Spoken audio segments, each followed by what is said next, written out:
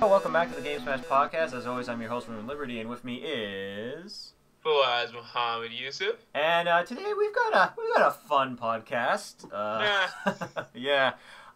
So we got PlayStation Plus and Games with Gold for November. We got the voice actor strike. We've got Bethesda no longer sending out review copies for their games, and we've got support for Evolve coming to an end. So before we start this happy fun time, let's talk about what we played this week. So I played the Dark Souls 3 DLC, the Ashes of Arendelle, and it's interesting because I've got mixed feelings about it. You know. Okay. Oh, you finished it already. I finished it, so that's already a bad sign. That's a bad sign. So, but then again, I did play it super hard on Tuesday. So, okay, so here's the first thing that I really liked about it. One, the main boss was really, really good. Like, the main boss of the DLC was fantastic, and I really, really liked it. Overall, the area was really, really nice. And there were two enemy designs in this one part of the DLC that I thought were fantastic, and I loved how they moved and how they fought, because they were really freaking hard to fight. Okay. Even at level 105, they were hard to fight. Okay. So, that was a lot of fun. The PvP stuff is fantastic. And the PvP stuff is essentially, what they've done is there's a boss that you fight, you pick up their ashes, and you burn them at the bonfire, and essentially you get a full-on PvP matchmaking mode. And this allows for a lot of really great custom modes for PvP. So, for example, like, I was talking to Alex about this, and there is a sort of unwritten law when you're dueling in PvP for a lot of people is that you don't use Estus, right? Yeah. And a lot of people, like, they try and keep that law intact, but there's a lot of people that don't give a shit.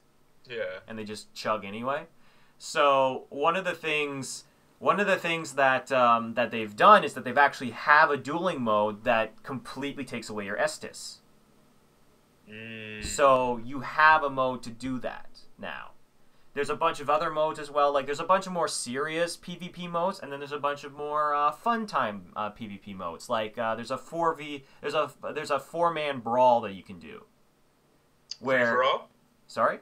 Free for all? Yeah, free for all essentially. Where you're running around and you have like about 5 minutes to get maybe 5 or 3, I think, to get as many kills as possible, and that's a lot of fun. And it's more chaotic because what ends up happening a lot of the time is that somebody gets comboed, and then they're like, "Shit, I gotta run," and everyone starts chasing over that person to confirm the kill. It's a lot of fun, and I actually had a lot of fun in that mode. It's probably it's most fun I've had in PvP. A while. Yeah, well, you're not getting ganked, right? Yeah, exactly. Because it's a brawl. And there's a lot of custom modes. It's really in-depth. And for the people who really like the PvP stuff of Dark Souls 3, this is absolutely fantastic and a must-buy. The downside is I just feel the PvE stuff is just a little too short. Okay. It's about the same length as the Dark Souls 2 DLC. So I would say you could probably finish this DLC in about maybe 6 hours. Ew. About 6 hours. Maybe, I would say you could finish it if you wanted to 100% complete it. Probably add another 2. Oh, a whole 8 hours? A whole 8 hours. But also understand, though, is that I think this is essentially how they do it. Because the DLC for, like, Dark Souls 2 was $10 per thing, right? And it was around that same length, right? Yeah. And they were both $10. The thing about this is that I think it's essentially... This is sort of a return to the Dark Souls 2 DLC, but it's $5 more for the PvP stuff. So, when I finished it, I still felt like I had fun, and I really liked that boss fight at the end. I think the boss fight was really cool, and there's a lot of stuff in the DLC. It's just, I don't know. I would say if you want a really extensive PvP mode, this you should get this. Regardless, you should get this because the PvP stuff is absolutely fantastic. But if you're looking for really a lot more PvE stuff, this isn't really gonna satisfy you that much. So I would say wait till it goes on sale or something like that at a reduced price and maybe get it then. But yeah, I mean, I still had fun. Like I still had fun playing it. I just feel that unless you're going into it for the PvP stuff, that you should probably just wait. You know, it's one of those. Question. Yeah. Quick question before I forget. Shit, I forgot. No, I'm kidding. That was quick. Can you farm Covenant rewards? Covenant rewards? Yeah. That's a good. Like if you win while you're in the Sun Bros Covenant, will you get the reward? That's a good question. I'm not sure. I'm not in a Covenant right now with my character, so I didn't get any reward, but I think you should. I think you should be able to. Because when you go in, your colors change depending on your Covenant, so that's still there. Okay. So I would assume that you would be able to get rewards that way. Okay. What else I was gonna say? I also, the other thing that's also, I guess, another thing, I told Alex about this, and he said, okay, I'll probably get this regardless, because he's interested in the PvP, but he also is a firm believer that the game should have more Titanite slabs, which is our essential... Titanite slabs? No, you can only buy one. Yeah, slabs. Slabs are the final upgrade item, so if you want to fully upgrade something, you need slabs, and there's a finite amount in the game. I mean, there's 7 in the game. Well, Alex wants a lot of variety. I mean, maybe it's because I'm coming from Bloodborne, where there were literally 1? Yeah, that's true. Bloodborne was the worst in that regard, where there was like 1. And it's like, come on. Maybe 2, but I'm pretty sure there was only 1. And then they added the second one with the DLC. Yeah. So yeah, coming here and there's 7 in this, I was like, oh, this is Titanite galore right here. Yeah, exactly. Well, I was gonna say that I think the DLC adds about 4 more. Oh my god. So now it's up to like 11. So I think like I said, there's a lot of reasons to get this DLC. I just think that if you only play Dark Souls 3 for the PvE, then you should just wait. Just wait for when it's cheaper. But yeah, that's pretty much what I played this week. I played a little bit of Overwatch and played some more Shin Megami Tensei. God, that game is hard. But yeah, that's what I did. What about you, Fawaz? Well, I pretty much played Overwatch. Nice. Yeah, because the event ends next week. Oh yeah, that's right. Yeah, it ends on the 31st. I only have 13 loot boxes, so I gotta get 7 more in 1, 2, 3, 4, about 6 days. Yeah. Depends on whether or not I'm counting the first, right? Yeah. So yeah, 5 or 6 days, which is doable. I got like 3 because I didn't play most of this week because it was midterm. Like last week into this week was midterm week, so I had a bunch of midterms and then I had a bunch of midterm assignments. Yeah. So yeah, like Tuesday for example, I left for class at 10 in the morning. I got home at 10 in the evening. I just went straight to bed, right? Yeah, exactly. Because I had to be in class at 8 in the morning on Wednesday. So yeah, I wasn't even trying to play no Overwatch. But I played last night and I played a lot of ranked and I had a lot of fun. I got a couple of my friends, Lou. You know Lou? Yeah. Good yeah. Lou. So I played with Lou and I played with this other guy, AJ, and we had fun. However. Here we go. Yeah, our night ended on a bit of a sour note because my friend Lou, he has this tendency to tilt every now and then, and he gets really, really, really upset. And I always try to be the calming voice, because I'm like, well, tilting isn't going to improve anything. It's just going to make everyone have less fun. Yeah. And sure enough, like, because I don't care about the losses, I actually don't care about my rank at all. I mean, I'm trying to win every single game, obviously, but the rank doesn't matter, whatever. Um, but yeah, sure enough, he starts tilting, and it's all downhill from there. And then it also happens that I mean, when you start tilting, no matter how hard you try, you are going to be playing worse, right? So Yeah. yeah, eventually I just I just left in the middle of a game. Um, the game starts and he's mad. Like the game has just started. We haven't even picked our teams yet, and he's already mad. And he picks Torbjorn, and I was like, you know what, I'm out. Oh, but I just left in the middle of the game, and yeah.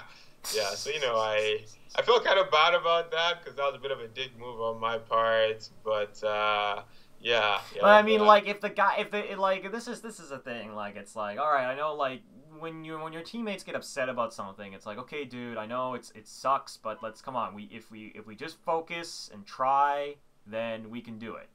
Yeah. But I feel like competitive. Like, this is just a natural feel with some of the modes in Overwatch, whereas I feel like competitive, people get saltier quicker because the games last longer and there's a lot more to lose. Yeah, but for me, like, and this is me being the tanner, but for me, when I'm like, okay, this game is lasting very long, all I'm thinking is that, okay, this is just more experience for me. Yeah, that is true. That is true. Yeah, like I finished competitive games and I got like 6,000 experience. I mean we won, so that also. But I mean, it would have been I get what you're saying. 5,500 if we had lost, right? Because you only get an extra 500. So for winning, so yeah, and that's the thing, because like for me that was just the straw that broke my back, because like we were in the middle of a King of the Hill game, and okay, they're all fighting on the point, and I just arrived. I'm playing Zarya because and then like 3 of them had gotten killed, and it was in overtime. They had the point. The other team had the point. So they get killed, and they're like, oh my god, it's over, it's over, it's over. And I'm like, no, it's not over, it's not over. So I get on the point. I pop my graviton surge. The mate puts up an ice wall in between me and them. But my Reaper comes from behind and Death blossoms all of them, right? Right, yeah. So then we win. We win the team fight, and then we win the point, right? And this is the thing with me, right? Mm-hmm. Okay, sure. There are situations where the odds of you winning are not very high, right? Mm-hmm. But you have to always just give yourself the best chance of winning. Exactly. So for example, we lost a team fight a little while, like in a different game, and it looked like we were about to lose, but still, when I was in spawn, I switched from Zarya, I switched to Tracer so I could get to the point quicker, mm-hmm. right? Sure, it was a I mean, I didn't get there in time and we ended up losing, but you want to always give yourself the best chance of winning. And when you're getting mad like that, you're not going to. When you're getting mad and giving up, mm-hmm. Before the game is over, you're just not going to. Sure. Like I said, most of these situations were losing causes, and most of the times when they were like, oh my god, we've lost, we ended up actually losing. Yeah. But at the end of the day, you giving up before the match is over doesn't do anything. And I didn't get a test. Sometimes you get really lucky and you can do crazy things if you just focus. Yes. One of my favorite moments was the enemy team pushing super freaking hard, and I snuck past them as Mercy. This was on Hanamura. I snuck past them as Mercy, walked onto the point, and nobody got over to me in time. Oh my god. Yeah. It was kind of hilarious. I just sauntered my way around the map, sat next to the bell, and they were trying to shoot at the point, but I was just hiding behind the bell, and I capped the point.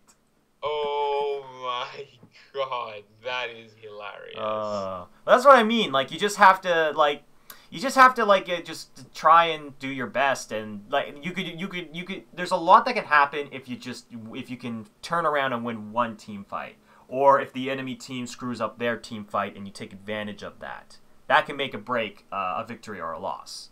So. Yeah. You should always go into a game thinking like, all right, we're not doing too good, but we can turn around. We just gotta get our shit together and go. Yeah, and like this is like I don't want to sound like I'm shitting on him because Lou's my boy. I love playing with Lou. He had some amazing games.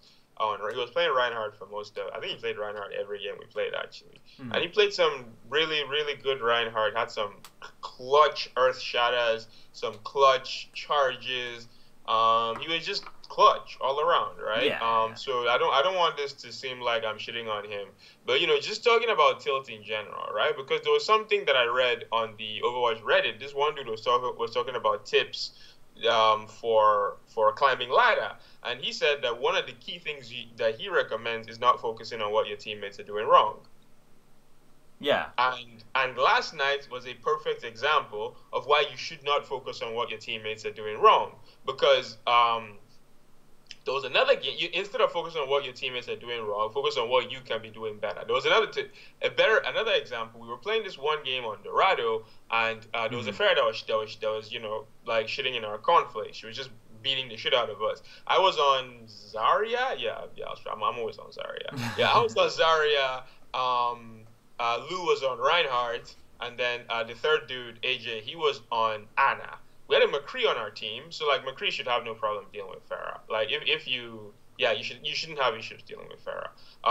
But this McCree was, right? So eventually AJ switched to Zenyatta.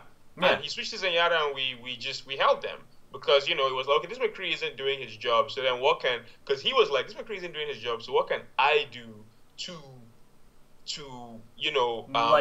what can I switch to help the situation? Idiots. Yeah.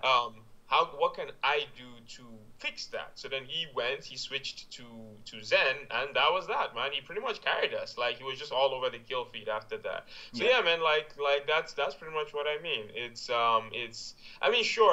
hard sometimes because you get really, really frustrated, and I mean, there's some really bad players online, and not just bad players, but idiots, so you should go check out our video. I honestly wasn't even making that reference, but yes. I watched that. It was fun to watch that and hear you commenting on my Mercy playstyle. I love how you got all of them doing like a little teabag circle at the start of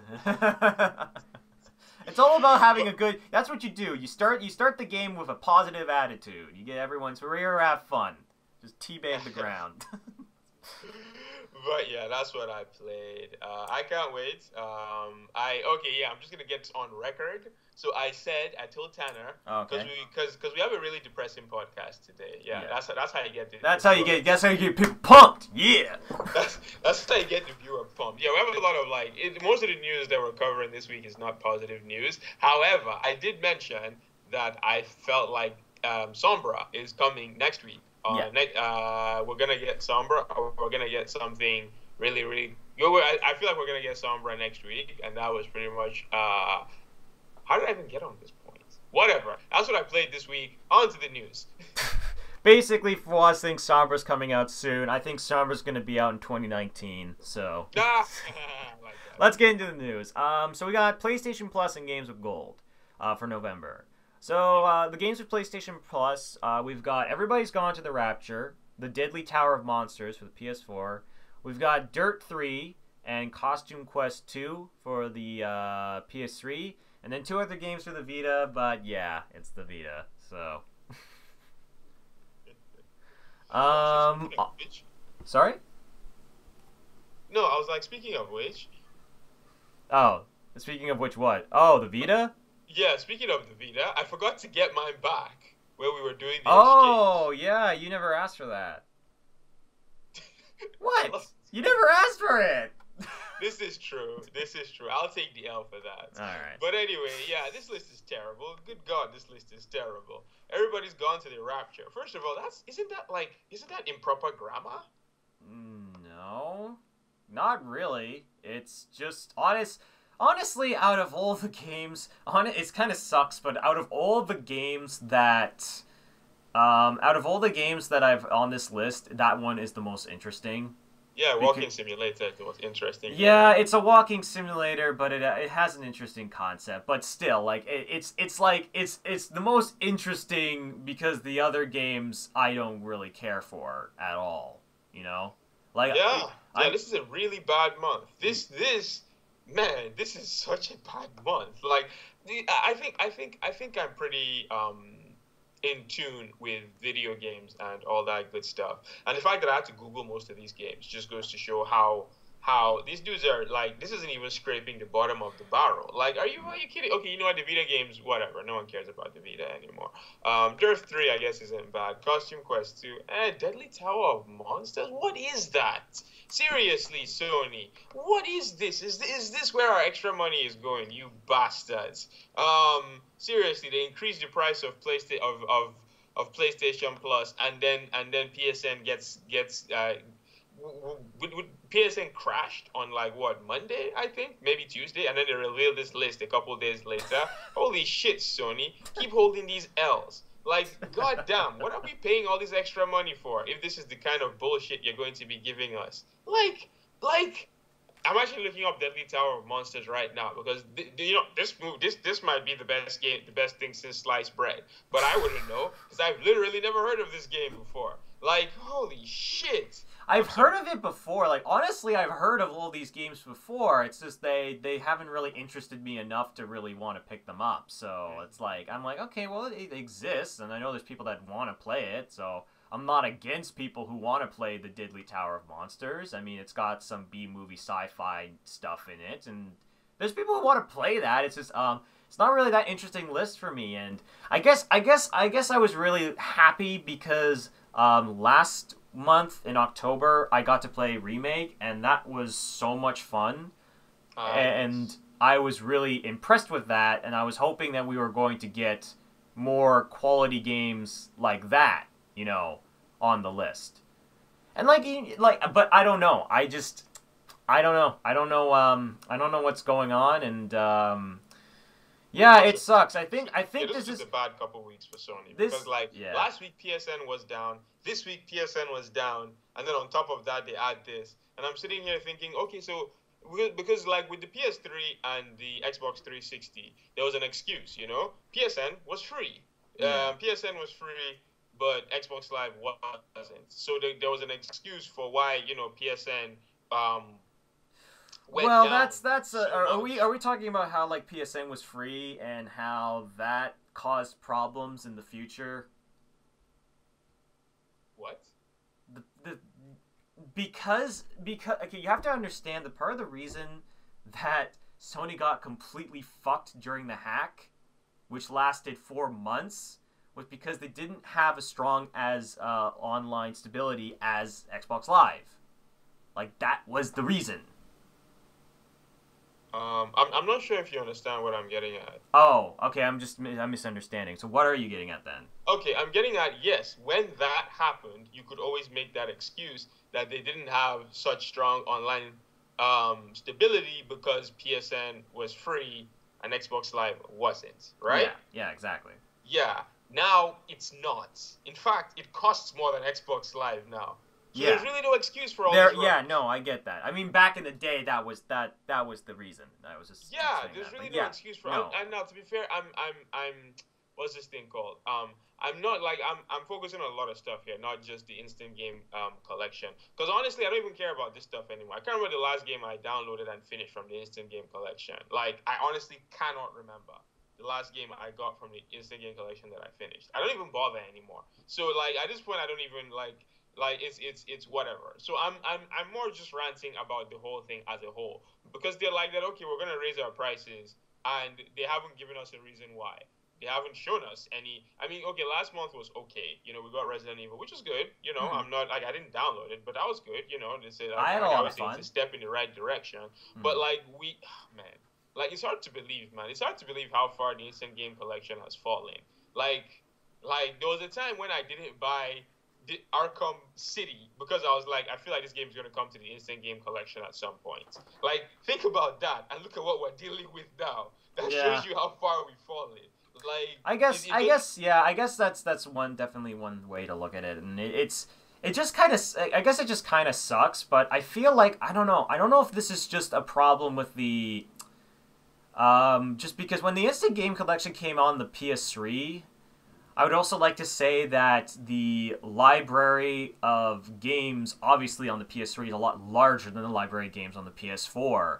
So unless you're gonna just say fuck it and pick like games that are like, you know, full $80, which is kind of nuts, then I don't know what they can do. But I feel like there's compromise, but I also feel that I just feel like this is just it's an unfortunate situation of how the instant game collection works in general, like how it works. I don't know. They can better. I know they can definitely do better.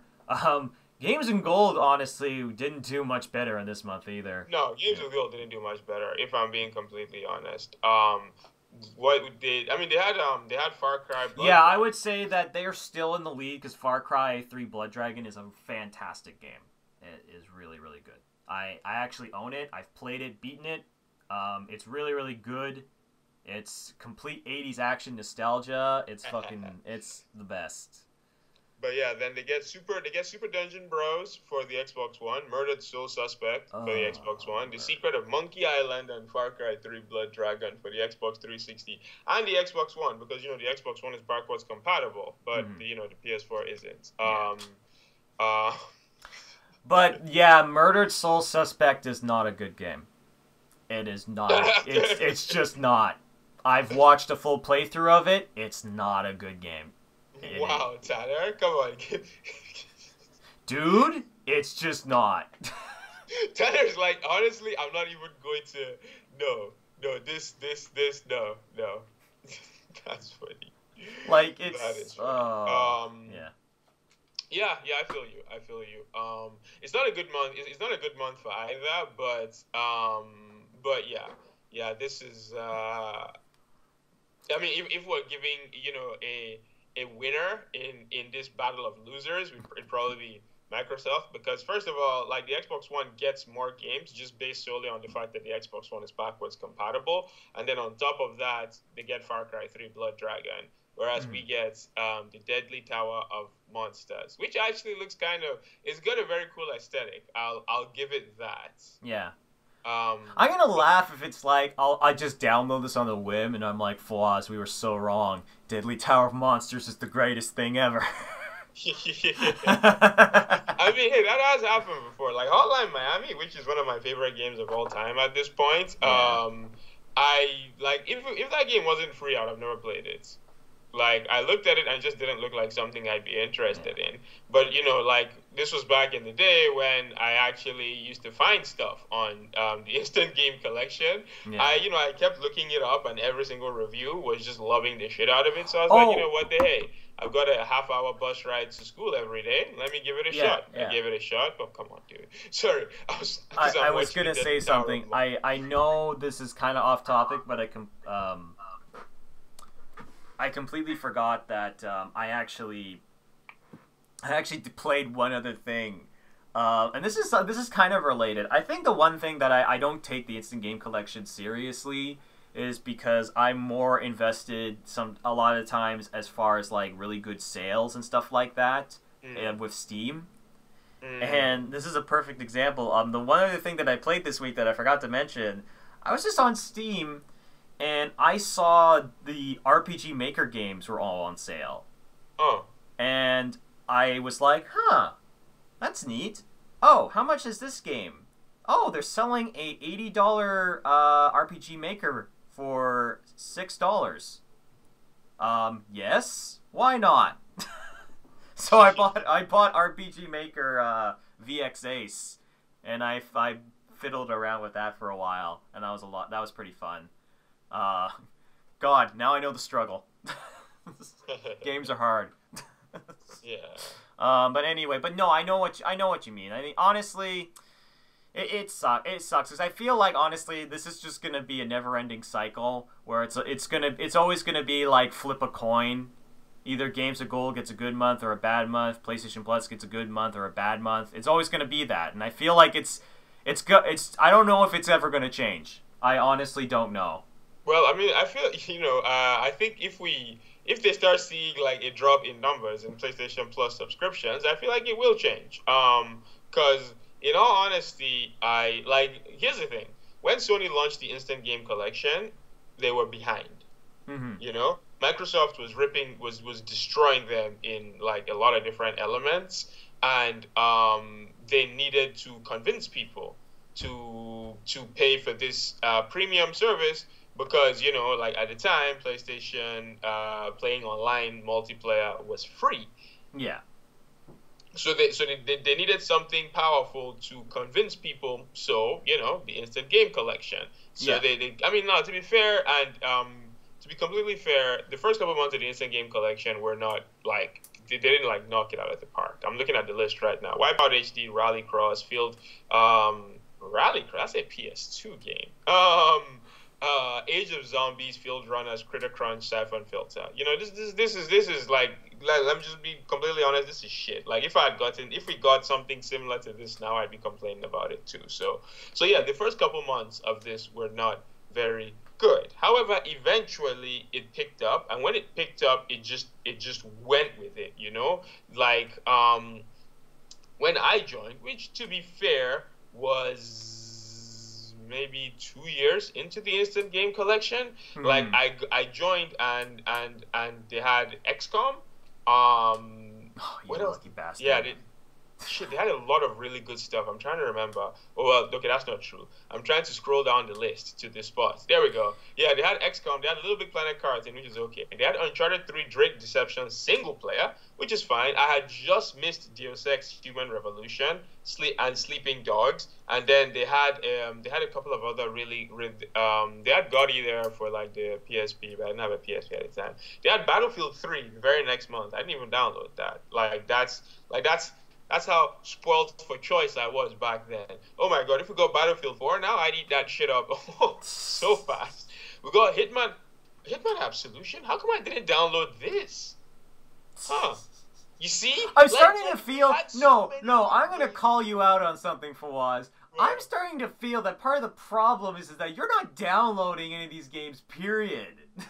Well, I mean, no. Okay, here's the thing. I used to download a lot before, right? But some of these games, and I'll be honest, some of these games I didn't download because if you remember, the PS3's hard drive was shit. You had to have twice as much space required to download the game.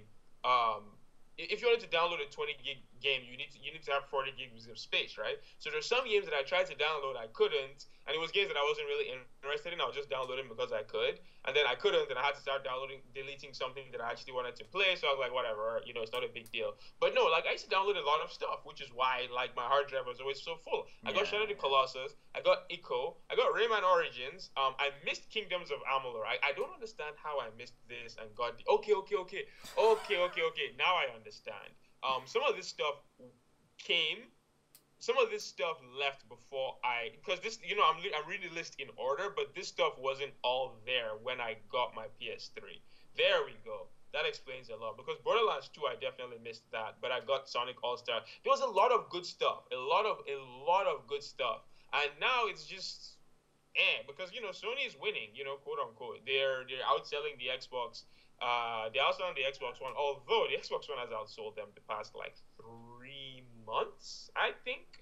So I mean, they're winning now, so they don't need to put as much effort in as they did before. They don't have to convince us, Yeah. They've sold like 40, maybe 50 million PS4s, and if we're going to sell more when the PS4 Pro launches in November. So yeah, they're not on the back foot anymore, so they don't have to put that much effort in. And hey, that's how you end up with the PS3 costing $600 at launch. So keep it up, Sony. We got. Sorry. One last thing I want to say is that we got Far Cry 3 Blood Dragon in 2015. So I'll give them credit for that. Yeah, because that was a PlayStation Plus game a while back. Yeah. Okay, so that was fun. Let's talk about more fun stuff. Voice actor strike. This is really weird, because when you think of this kind of stuff, you never think of the video game industry. I do a lot. Yeah, like the Voice Actors Union, SAG-AFT, whatever, the Screen Actors. Yeah, SAG. I've got it. Video Arts have been seeking better working conditions for voice actors in video games, but they didn't get those better conditions, so they've gone on strike. Now, call me an asshole, but the first thing I did when I heard about this was I looked through the list of companies that went on strike. I didn't see anything related to Persona 5, and I was like, Yeah, that I was scared for a moment. But the actual quote was the SRG AFTRA has gone to the negotiations table with serious concerns affecting voiceover and stunt performers. It is time for video game employers to take our concerns seriously and negotiate a modern contract based on actor safety, industry precedent, and best practices. And so I know a lot about voice actors in the industry. It's actually one of the things I love doing is learning about voice actors, more than, some of the because everyone knows about the big Hollywood actors, right? Yeah. But I like learning about the little guys a lot. Like Liam O'Brien, the guy who has been in every single video game that you have ever played. I guarantee you the last video game you played had Liam O'Brien in it. Like, really, really prevalent voice actors that a lot of people don't know about. I'm actually looking this up right now. Oh, yeah. Well, Liam O'Brien voiced, like, he was in Persona. And, he wasn't in 4, but he was in, or Laura Bailey. Laura Bailey is a very, very prevalent voice actor. Oh, shit, he was in Street Fighter 5. Wait, what? Gil is in Street Fighter 5? I think so. Well, that shows... That goes to show how much I played that game. Yeah, I'm starting to think that the bet that we've made about Battlefield 1 and Infinite Warfare, if I win, I'm gonna make you play Street Fighter 5. That will be my. Well, we're getting off topic. But basically. I think it's overall a shitty situation. And I looked through the list. There's a couple of actually pretty big games, like Team Fortress 2, which the voice acting in that game is stellar. So losing that would be bad. Kingdom Hearts 2.8, another game that you kind of need a decent amount of voice actors in that game to make that work. And like there is a bunch and. Honestly, I know it's a shitty situation, but I think this is good because I feel more people need to talk about this. Yeah. They need to talk about how shitty the conditions are for some voice actors in video games, and Troy Baker actually wrote a really this was a couple of years ago, but he wrote a really good article about being a voice actor in the video game industry. And he was talking about one of the problems that a lot of voice actors face because of how video games are made is that when you're making a video game, there's always going to be some corners you want to cut, right? Because you're spending so much money and time and effort, coding the game, designing the game and stuff like that. And there's a lot of, in projects in general, there are going to, whenever you're working on a project, if there's something that... There's a lot of people when they're working on a project, if there's something that there's a corner that they can cut that they feel doesn't affect the game that much, they are going to cut it, And unfortunately, a lot of the times this ends up being the voice acting or in general. Like and that's why a lot of voice actors feel so treated shittily because it's always like, we don't want to pay you that much money because we're putting all our money into the coding and the graphics. And it's like, I feel like that's such a shitty thing that happens constantly in this industry, and it sucks because it's like I feel like there's some video games where it's like the voice acting is so important, and it brings so much life to the video game, itself, that if it wasn't there or if it was done shittily, it wouldn't be a good game. Period. Like, and I feel like it sucks that a lot of voice actors, like for example, you had to look up who Liam O'Brien is, Yeah. He has been in the industry for like years, and he doesn't get the same amount of recognition as a lot of other people, and that's what I mean is like, honestly, I see this going in two different ways. Either the strike's going to continue. They're going to reconvene and renegotiate and come to a proper agreement, right?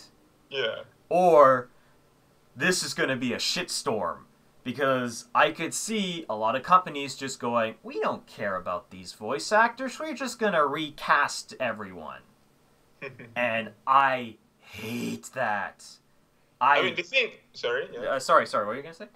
The thing is that voice actors, because you're just a voice actor, right? You don't have to be a video. Like a lot of voice actors, like Tara Strong. Yeah, That's the voice of Harley Quinn, right? Yeah, well, yeah, she's the new voice of Harley Quinn. Yes. Yeah, like I know her as Raven from Teen Titans. Yeah. There are a lot of voice actors that I know from like multiple areas, not just from video games. So I guess what I'm getting at is that at least the video game voice actors have a backup plan. If Oh yeah, the for sure. situation doesn't work out for them, they can be like, ah, well, fuck you guys. We're gonna go do like animation, We're gonna go like TV shows or movies, or well, I mean, or or like, hey, Japanese dubs of shows or Oh something. yeah, English dubs, yeah. Like it's funny you say like a lot of people who are like a lot on this list of voice actors, they are known for doing English dubs for games, and doing really really good. Laura Bailey, Travis Willingham, Taliesin Jaffe, those are just a list of guys that I know. Off the top of my head, but yeah, they are known for that. JB Blong is also really fantastic.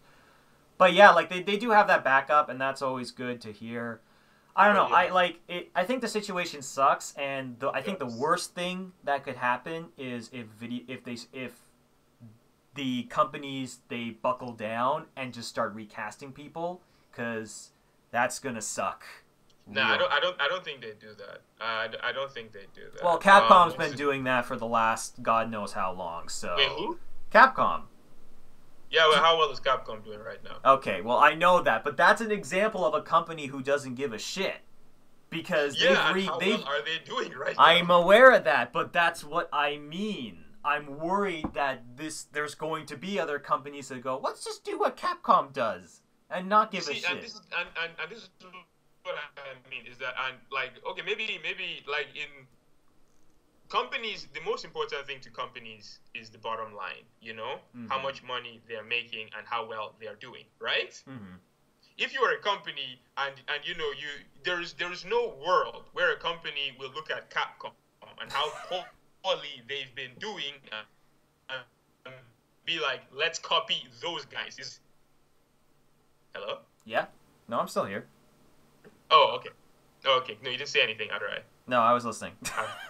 Oh, okay, cool. Yeah, like there's just no world where Activision, who's doing really well right now, will be like, okay, hey, let's copy Capcom, who haven't done well in like 2 generations now, and be like, oh yeah, let's copy those guys because it works so well for them. It's just I just don't see that happening now.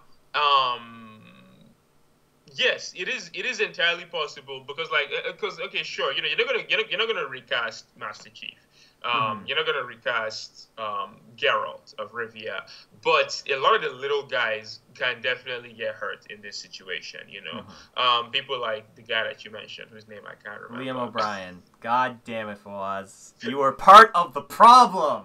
I am very bad with names. Okay, straight up. So I will plead the fifth. I will.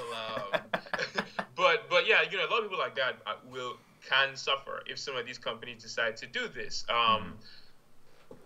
It's a really messed up situation, and I hope the best. I mean, just being a little guy myself, I'm always inclined to root for the underdog. And so hopefully the voice actors figure something out because yeah, this sucks and they deserve better. Yeah. I think that's all we can hope for, really. And also we can hope that we can hope that this gets resolved soon, because I can see that this can really, really affect some of the upcoming video games very poorly. If it doesn't get resolved soon, that's probably better. It might be, okay, this is speculation, but it might be better for the writers. It might be better for the voice actors, because, the longer this goes on, the worse it's going to get, yeah. yeah, the worse it's gonna get. So yeah, let's hope this get. You know, actually, you're right. Let's hope this gets resolved soon. So everyone can go back to doing, because I mean these dudes aren't getting paid right now, right? So yeah, I don't know. let's. I don't know all the details about the strike itself, but excuse me. But I think there's some sort of thing that they're getting to compensate them during this strike. Yeah. Yeah. But let's move on to some more positive news. Would you like to announce our next topic? Yay. Okay, so Bethesda have officially they've announced that they're going to stop giving out advanced copies of games for reviews. Part of the reasoning behind it is kind of convoluted, because they were like, okay, let me just read the quote. Part of the reason might be that, okay, it might be, so this is just speculation anyway, but part of the reason might be that Bethesda is interested in stemming discussions on if the delayed review copies are an indication of a game's final quality. Yeah, because with Doom, for example, I think they handed in the review copies of Doom a day before launch, and people like, that's just, this is just the way, like, even I do this, right? Whenever a movie's reviews are embargoed for a very long time, I just assume that the movie is going to be bad, and that they're doing damage control, or like trying. They're like when the review is being delayed, or like they're releasing review copies, because that's the general story nowadays, that if your game has no review copies before launch, that means they're trying to hide the fact that the game sucks. Yep. But like, and in Bethesda's defense it was essentially saying that, well, we did that with Doom, but Doom came out and was pretty critically acclaimed by a lot of people. And it still came out fine, even though we released copies only like a day before. Yeah.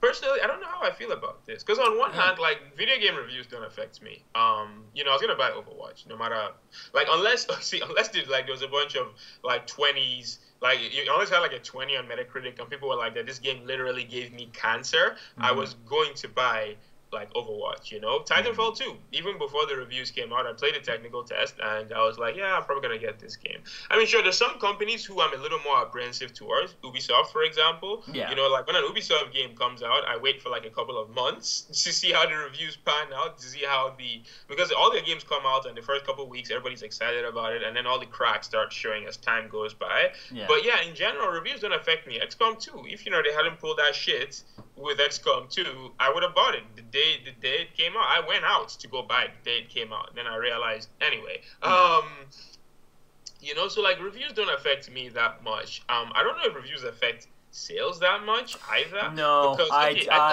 I disagree with that. I disagree with that. I think reviews can absolutely affect sales, and I think it's a mentality that like, if enough big name people say your game is like a 6 or a 5, because there's people that go to IGN every single day. There's people that go to GameSpot every single day, and they trust these people who review their games there, and they want to hear their opinion before they commit to the purchase. So I would disagree. I think a lot of people, because you also have to think about this generation in particular. It's so easy to get a review on a game. It's so easy to access a review on a video game or like a piece of media nowadays, that people can just, I can go check that. I can go check that right now, see what people are saying about it. So I would disagree. I would say that reviews can absolutely affect video game sales in general. Maybe not as well. As, I mean, like, you didn't let me finish my train of thought, but what was your train of thought? But because so like, for me, I was gonna say yes, it does depend. Like, there's some games that doesn't matter. It doesn't matter what the reviews are. Whatever the new Call of Duty is going to sell, it was going to sell that, like, no matter what the reviews are. Battlefield 1, maybe that one was a little more reliant on reviews, because that doesn't have as strong as a base. But like Grand Theft Auto 6, that's going to sell like crazy whenever it comes out, no matter what reviews say about it. Red Dead Redemption 2, that's going to sell like crazy when it comes out, no matter what reviews say about it. Then the other element is that, like, video game reviews so long as you release a video game reviews are very, very lenient. So long as you release a fully functioning video game, no bugs, nothing Yeah. like that. No matter how uninspired the gameplay is, the reviews can only be so bad. Yeah, I can kind of see that, like, because but there's always that there's always going to be a group of reviewers that are going to be a lot more like lenient towards like like generic gameplay tropes and stuff like that. And there's going to be always other reviewers that are going to be vicious towards it and show no mercy. Yeah, yeah, but in general, But like I do see, I mean, like, for there's example, and like let's just let's just call a spade right now, right? okay. Call of Duty has released the same game year in year out for over a decade now. But like the reviews have not reflected the dip in quality. Call it Modern Warfare got like a what's this thing called? And has a 92 on Metacritic, well deserved. Advanced Warfare has an 83. Advanced Warfare is not a bad game, and that's the thing, is that a lot of reviewers review games in a vacuum, which is fine. Advanced Warfare is not a bad game. However, if you review Advanced Warfare in the context, yeah, it should not be an 83. You get what I mean? And that's what I mean. Okay, is when I'm like that, a lot of reviewers are more lenient, right? If you just release a game that isn't buggy, is fully functional, has a bunch of decent features. A lot of times, I mean, it's very hard for you to score less than a 7, which is one of the reasons why I was so surprised when Final Fantasy 14 came out and it had like 5s and 4s all over the place. Because most AAA games rarely ever score that low. Yeah. But now I'm all over the place with my points. So the underlying point here, I still don't know how I feel about this, because for me, if I'm going to okay, now I'm thinking about it, I don't like this, and this is why, right? It's not a good look for Bethesda, because here's the thing. Personally, this is what I believe, and this is me just being pessimistic, cynical. Maybe this is just me being cynical, right? Okay. But like, you hold off your review copies until like a day before the game launches. So then the actual reviews of the game don't come out till a week after the game launches. So for a new IP, or for like a fledgling IP, like Dishonored, for example, you have like 1 week where the game sells based entirely off hype, right? Yeah. Similar to how a lot of studios do with their film embargoes. You look at something like Mafia 3, for example. Like, there's no doubt that there's people out there who are planning on buying Mafia 3 and then didn't, because like a lot of reviews came out and said the game was buggy as shit. Yeah. If they had done what Bethesda did, they would have definitely gotten a few extra sales here and there that they probably didn't get now as a result. You look at well, whatever. I have two examples. Two examples is good enough. But yeah, I don't like this. This is not a good look. And you look at the other companies that do stuff like this. EA is one.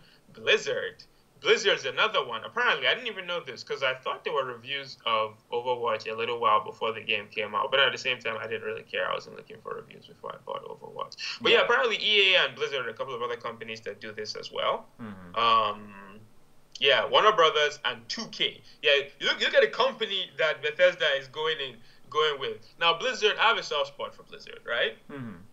I think Blizzard have decent consumer policies for a lot of their games. I think Blizzard in general doesn't try to like nickel and dime and screw their consumers over. This is just me, Maybe I'm love struck right now because I'm a big fan of Overwatch. Yeah. But even as much as I hate Hearthstone now, and I don't think you understand how much I hate Hearthstone now. But as much as I hate Hearthstone now, I think Blizzard has decent consumer policies, But you look at the other companies that they're with now: Warner Brothers, 2K, and EA. Yeah. That's like Warner Brothers and 2K are the devil, and the EA. Okay, sorry. I didn't escalate that properly. Because I'm like, really? EA, if Warner Brothers and 2K are the devil, what the fuck is EA? That's what I'm saying, is that I didn't escalate that properly. I should have been like, Warner Brothers and EA and 2K are demons, and EA is Satan himself. There right? You go. So that's who you're going in company with. That's not a good look. That's just not a good look. Which then brings me to my final point. And sorry, I've been ranting for a little while now. And that's that Bethesda has been slowly adopting a lot of anti-consumer policies. To point where I don't like if they announced the Elder Scrolls 6 now, I'd be a lot more skeptical of the game than I would have been even just 2 years ago. Even just last year, actually. Over the past year, they've been doing a lot of stuff that's just made me like raise my eyebrows at these guys, man. And this is like the last in a long list. Because when I first saw the announcement, I was like, okay, other companies do this, right? Then I stopped and I looked at the other companies that do this, and I was like, this isn't a good look, Bethesda. It's really not. Yeah. So yeah, man, that's how I feel. Like I feel like this is just it's not good for anyone really. And more importantly, this is another point to think is that it's just making things difficult for reviewers when you think about it, because one of the pluses of having a review copy is that you have enough time to review it before the game launches. Yep. And because it's such a struggle, oh, gotta get that review out as quickly as possible. Oh, great, I gotta get that review out for Fallout 4. I gotta, you need to play a decent amount of Fallout 4 or any RPG, especially of that size, to give it the full proper review. You can't just say, well, I played the first hour and I thought it was pretty good. No, you can't. So, honestly, I just think it makes things just more difficult for them, and I don't feel like they necessarily had to do this, you know? No. I don't know if this has to do with the fact that they were really salty about the Fallout 4 leaks and how the game was essentially getting blown, big portions of it were getting revealed about a week and a half before the game even launched. Mm-hmm. So I don't know if that has something to do with it. But yeah, I don't know. We'll have to see. We'll have to see how this affects Bethesda in the future, for sure. You want to get? Let's talk about the final happy news. So unfortunately, support for Evolve finally comes to an end, and this overall sucks. But a lot of people have been kind of well, they did kind of dig their own grave. So I don't know. Hey, remember when I was talking about 2K being the devil? This is true. This is true. I don't blame Turtle Rock as much as I blame 2K. I blame 2K 100% for all of this. Even if you listen to a lot of the interviews with Turtle Rock, a lot of the stuff they've said, even this, they were like that. What's this thing called? That this wasn't, they pretty much said that this wasn't their decision. They don't own the IP. The people up top have said that they need to stop supporting this game, so they're going to stop supporting this game. That's just part of not being an independent developer. For the DLC, for the day one DLC, they mentioned that we don't decide this kind of stuff. So just in general, okay, here's the thing: Turtle Rock deserves some of the blame for releasing a game that, from what I hear, was just not that fun. That was part of the problem, right? Was that the game just wasn't that much fun. It wasn't balanced very well, according to there was a lot of balance issues at launch, and the core, it was a cool core idea that just wasn't implemented very well. So I'll give Turtle Rock the blame for that. But for all the other shit, the season, seriously, 2 season passes on top of $60 of DLC on day one. What the hell is wrong with you people? How did you think we were going to react to this? Seriously, two season passes. I don't understand. Anyway, so yeah, they finally decided that now the servers are going to stay up for the foreseeable future, quote unquote, but they're not going to be releasing any more content for the game. No more monsters, no more hunters, none of that, which is fine. However, this does mean that Evolve Stage 2 is not coming to consoles, which honestly I don't care about anymore. They announced it in August, and then we just didn't hear anything for consoles for so long, and eventually I just found other stuff to play. So yeah, I honestly don't care. But yeah, this is a pretty unfortunate but fitting way for this game's life to end, because this game was just a disappointment from top to bottom. Everything about this game was a disappointment, so I guess it's fitting that it ends on a very on a disappointing note. But honestly, I feel bad for them, because it's they really did have a chance to turn things around, and I really did like the stuff that they were doing with Stage 2. Yeah. And I feel like they were turning the game around and making it something better. And I really did appreciate that because, like I said, and I always stress that, I like it when, video game developers try and fix a lot. They go back and they try and fix things and, like, redesign things because there's too many developers that just don't give a shit and will just say, it's fine. And just the game will stay that way. So, and, like, I have to give them credit for that, but it just, I guess in a way it is very fitting. It is very fitting that it comes to that. But I think part of the thing, I think I understand probably why 2K was lenient towards stopping the support of this game. Probably was because, like, alright, the game's free to play now. We're not making any money off the sales. People have been so disgusted with the DLC that no one's buying the DLC, and that's sort of how free-to-play games kind of stay alive. Mm-hmm. So I can kind of see how that decision was made and just kind of went, no, we can't keep doing this. But honestly, I hope that Turtle Rock is able to learn from the experience and come up with another cool, crazy idea in the future.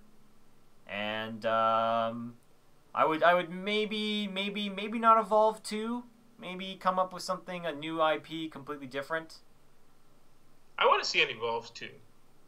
I guess so. But then everyone's gonna be like, "Oh, Evolve 2, I'm not excited for this," because the name has a connotation with it now. I don't necessarily feel that way. You think that you think it can break through? It's similar to the Titanfall situation, right? The first Titanfall came out, and like people. Okay, here's the thing: is that people didn't hate Evolve the game; they hated the way that the publisher handled the game. Now, you might be right. This might be a situation similar to Gearbox, where a lot of people feel slighted by what these guys did, and are going to hold a grudge against Gearbox for the foreseeable future. Or this might just be a situation where people really wanted this game to succeed, but then the publisher spat in their face in that. No. For me, I just feel like this is a really cool idea, and it is a very unique idea that just wasn't handled properly in any sense of the word. So I'm hoping to see a sequel that kind of builds on what this game developed. Yeah, I'd love to see a second Evolve. Yeah, no, like I said, I would love to see a second Evolve. I was curious if maybe changing the name to something different would be a good thing, at least from a marketing standpoint. But I don't know. That's here or there. Say this is all speculation anyway. Yeah. But no, I think let's wrap up with some more positive stuff. We got some questions of the day. Well, I guess the first question of the day, Lobster Monk asks us in a very nice tone, why does the outro and intro rape my speakers and then rape my ears? That has to do with the fact that the audio with the podcast, and I have noticed this, is a little less loud than the intro and outro. So a lot of people, when they listen to our podcast, they increase the volume to listen to our wonderful voices, but then the increased volume then is too much when the outro comes in. So I will say this: I'm gonna try and fix it. Like it is something that I've been trying to fix. So I will try and fix it for next podcast and see what I can do. Because it's normalizing audio is hard. It ain't easy. But yes. So for this podcast, you mean? Well, yeah, for this podcast, while you're listening to it, should hopefully have that problem remedied.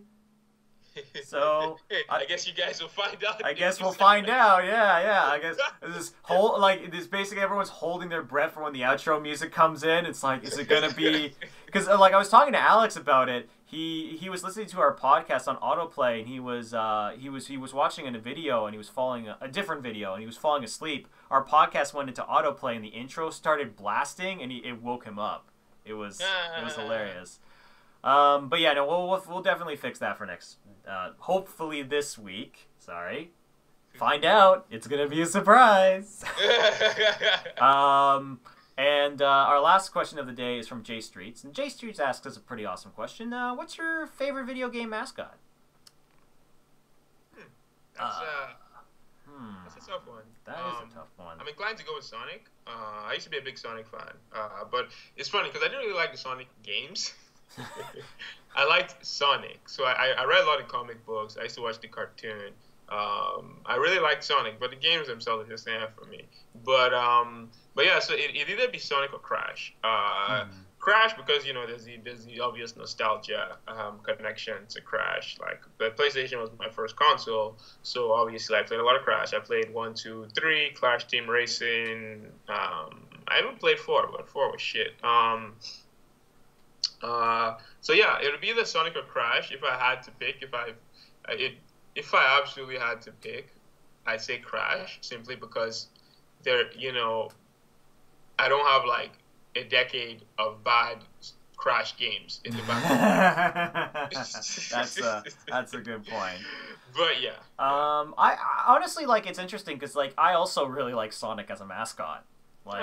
Sonic 2 was the first video game I ever played, so there's a lot of nostalgia with that, and I like Sonic as a mascot. It's just his games are a little bit floppy. Shit. A lot of his current games are not great. It's just sent me something. Oh yeah, that's about right.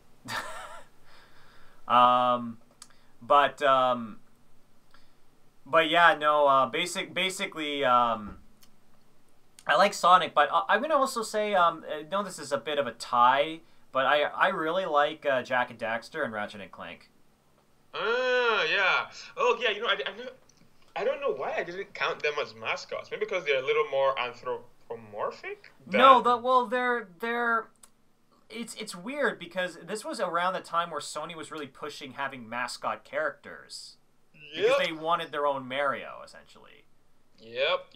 So because Sony didn't own the rights to Crash, which is the reason why Crash games don't exist anymore, and why we had to have all this drama with Activision for getting a new Crash Bandicoot. However, Sony did not make that same mistake with Jak and Daxter and Ratchet and Clank. They actually owned the rights, and you know what? Shit. Yeah, I really like Jak and Daxter. Yeah. But then I also like Ratchet and Clank. Okay, you know what? No. That's why I just said, you know what? I just like them both. Yeah, I'm sticking with Crash. You're sticking with Crash? Now I'm just all over the place. Yeah. Well, honestly, those are the group of mascots that I love the most. It's really hard because it's I flip flop between them because I love Sonic, but Sonic comes with so much baggage. Whereas I feel like Jak and Daxter and Ratchet and Clank doesn't as much. So, I guess that would be my answer. Either Sonic or Ratchet and Clank and Jak and Daxter. Okay. It's one of those It's one of my patented multi-answers. So we both mentioned Sonic. That's weird. I was I thought when I mentioned Sonic, you were going oh, nice, Tanner. No, actually, I loved Sonic growing up. So yeah, but yeah. Oh, here's something interesting. So I was thinking about how Blizzard completely ruined Sarah Kerrigan, right? So spoiler. I'm not gonna go into details, but in StarCraft 2, they ruined Kerrigan, the character. So it got me wondering because I've always felt like Kerrigan is probably the best female villain in video game history, at least prior to StarCraft 2. But then it got me thinking about just villains in general. And how many good villains do we actually have in video games? Villains with good motivations, well-written, well-rounded, actual characters. Not just mustache twirling. We literally have video game villains that twirl their mustache. There are. I can think of there's some more iconic ones. You can think of the iconic ones Ganondorf. The classics. There are some, as far as motivations go, weirdly enough, I would say Mass Effect has some really, really good villains. The villain in Mass Effect 1 had some really good motivations, and I really did enjoy. I think the quote that my friend and I always like to quote is that one of his quotes was only kill someone if you have a reason for it. And then the second part of the quote is, "There's always a reason for it." So like, there's some good stuff in there. I don't know. It's hard to. It's weird because I feel like there's more memorable video game heroes than there are villains, just in general. Well, I mean, yeah, I mean, and that should be how it goes. But no, what I was getting at was that I wanted to pose a question to the viewers this time. So, list your top 5 video game villains in the comment section. And, if you want to go into detail for why you picked each one, let me know. Off the top of my head, I'd probably pick, Kerrigan before StarCraft 2, Wesker before one of the... At some point, Wesker became ridiculous. I can't remember which Resident Evil it was. Probably 5, but Wesker's still pretty good overall. Yeah, but there was a point when Wesker was actually a good villain. He was great. He was great in Remake. He was great in Remake. Yeah, Ganondorf. Sure. Lightning. Oh, GLaDOS. There we go. I knew I was forgetting something. Oh, GLaDOS. Yeah, GLaDOS is a pretty good villain. I was just gonna say Lightning, Hope, Final Fantasy 13. They were pretty good villains. Not gonna lie. Oh god. Oh, and then if I had to pick my last one, I'd probably pick Liquid Snake. From Liquid brother. Prior to MGS4 was what I was. No, that's the best quote. So Liquid Snake from Metal Gear Solid, because he wasn't in 2. Wait, was he in 2? No, he wasn't in 2, and he wasn't in 3. So yeah, and I didn't like him in 4. So yeah, I'd pick Liquid Snake from the first Metal Gear Solid. He was actually and that plot twist with him, where you find out that he actually, I mean, at this point the game is like 20 years old. So I'm sorry, you've lost your spoiler privileges to whoever's listening to this. Yeah. But yeah, that point where the dude that's been coaching you the whole time, he's like, actually, and he takes off his glasses and it's like, well, dude, this is a Kodak message. I can't actually see you. But, he takes off his glasses and he loosens his hair and it's like, actually, it is me, brother. It is me, brother. I love everything about brother. That's the best. But yeah, man, there's not a lot of good video game villains. Like, if you can think of any, if you can think of some more. Oh, we're on the topic, but that's another topic for another day. Yeah. Anyway. So yeah, I wanted to pose this question to the viewers. Let us know in the comment sections who your top 5 are, and why you picked each one. Yeah, I mean it's gonna be hard to top Lightning, but you can try your best. But anyway, with that, don't forget to like, subscribe, and we'll make sure to read your comments in the next podcast. And as always, this was your host, William Liberty, and was Muhammad Yusuf. And we'll see you guys next time. Take care.